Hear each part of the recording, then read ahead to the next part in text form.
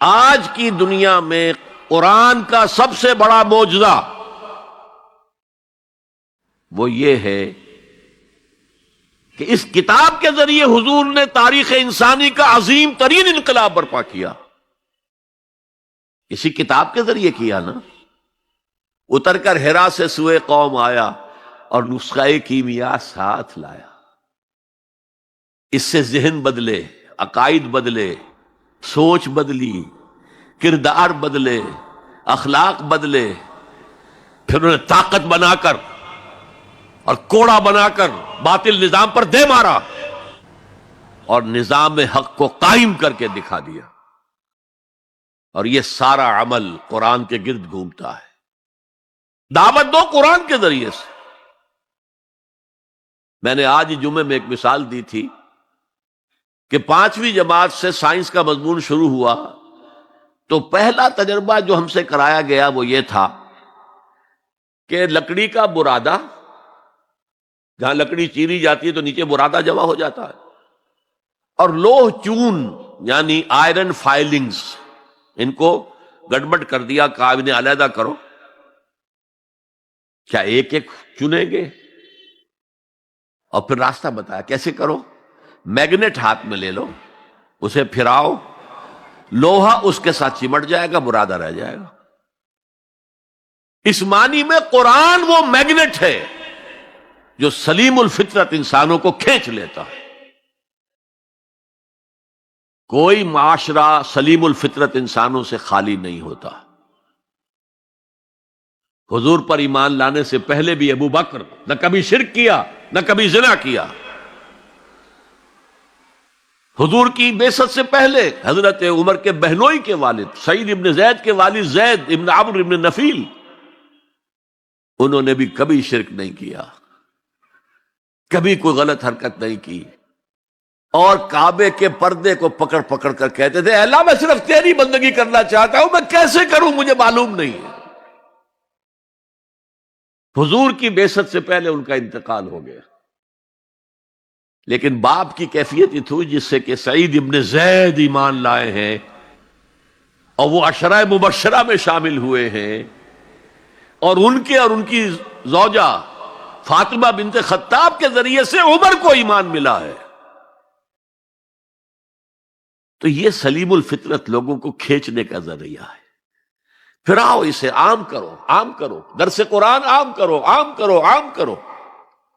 یہ سلیم الفطرت لوگوں کو کھینچ لے گا.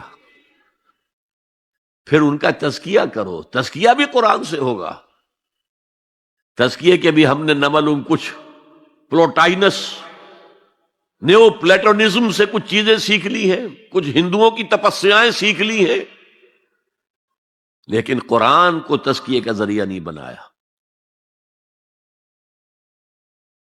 صوفی پشمینہ پوش و حال مست، از نوائے شعلہ قوال مست، در نمی سازد بقرآن محفلش.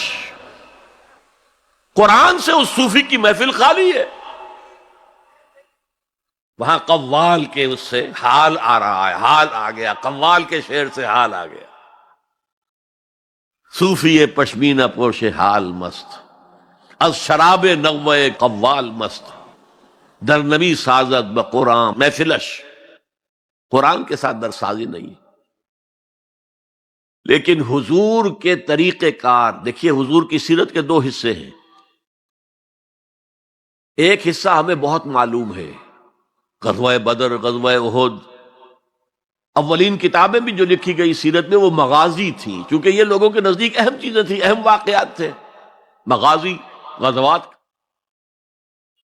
لیکن یہ بدر کے جو 313 آدمی تھے یہ فراہم کیسے ہوئے تھے؟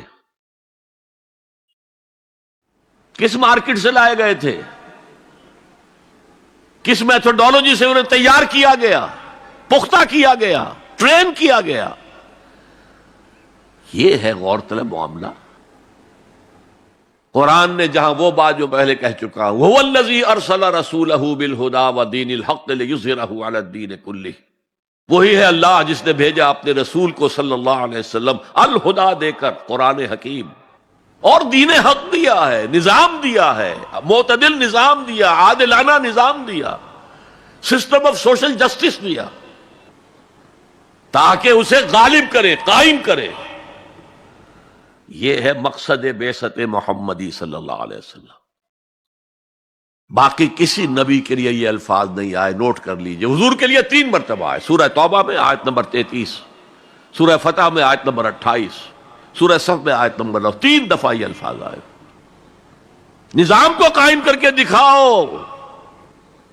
جس دور کا آغاز آپ سے ہو رہا ہے اس دور میں اصل اہمیت نظام کی ہوگی. ایک بڑا پیارا جملہ یاد آیا ہے شاہ ولی اللہ دہلوی کا. اگر کسی معاشرے میں تقسیم دولت کا نظام غلط ہو جائے تو اس کے 2 نتیجے نکلتے ہیں اور دونوں انتہائی تباہ کن. ایک طرف دولت کے انبار ہوں گے، اس کا نتیجہ کیا نکلے؟ عیاشی ہوگی، بدماشی ہوگی، گلچھرے ہوں گے، اسراف ہوگا، تبذیر ہوگی. اور یہی تلوار دوسری طرف کاٹ رہی ہے. دوسری طرف احتیاج ہوگی، بھوک ہوگی، محتاجی ہوگی. یہ عیاشی کی وجہ سے گمراہ ہو گئے. اور یہ کاد الفقر ان یکون کفرا، حضور نے فرمایا فقر تو کفر کے قریب پہنچا دیتا ہے انسان کو. جن کو 2 وقت روٹی نہیں ملتی وہ کیا اللہ سے لو لگائیں گے؟ جو 10-12 گھنٹے دن میں کام کرتے ہیں وہ رات کو کہیں جاگیں گے، کھڑے ہوں گے اللہ کے حضور. شاہ صاحب کہتے ہیں کہ یہ جو طبقہ پیدا ہوتا ہے غرباء کا، یہ انسانوں کی شکل میں حیوان بن جاتے ہیں.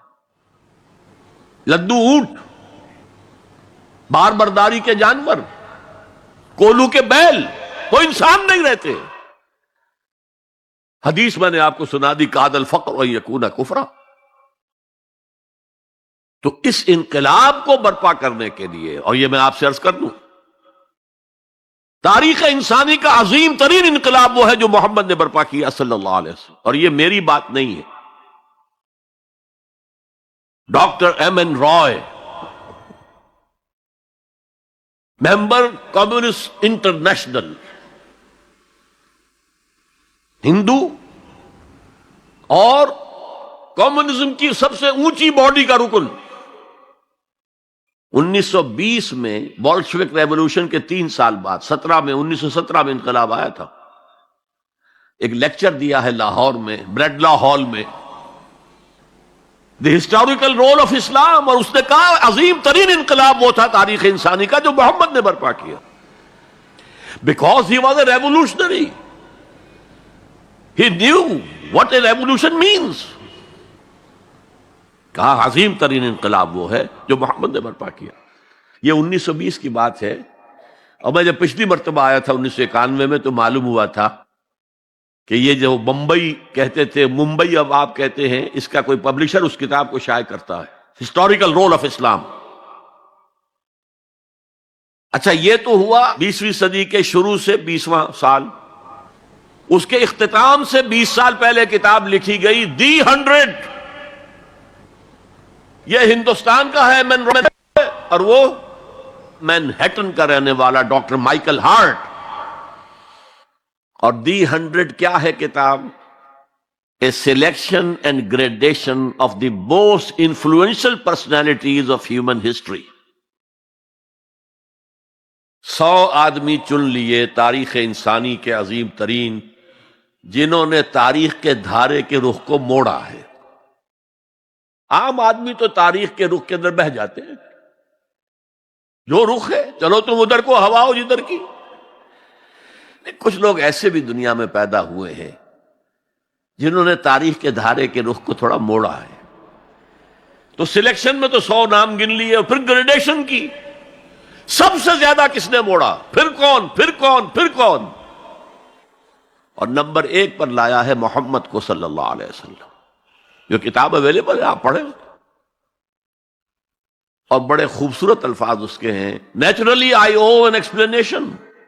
میں عیسائی ہوں، حضرت مسیح کو نمبر 3 پر لے گیا ہوں اور محمد کو نمبر 1 پر رکھ رہا ہوں، تو یقیناً مجھے کوئی نہ کوئی اس کی ایکسپلینیشن دینی ہوگی، کوئی توجیہ کرنی ہوگی.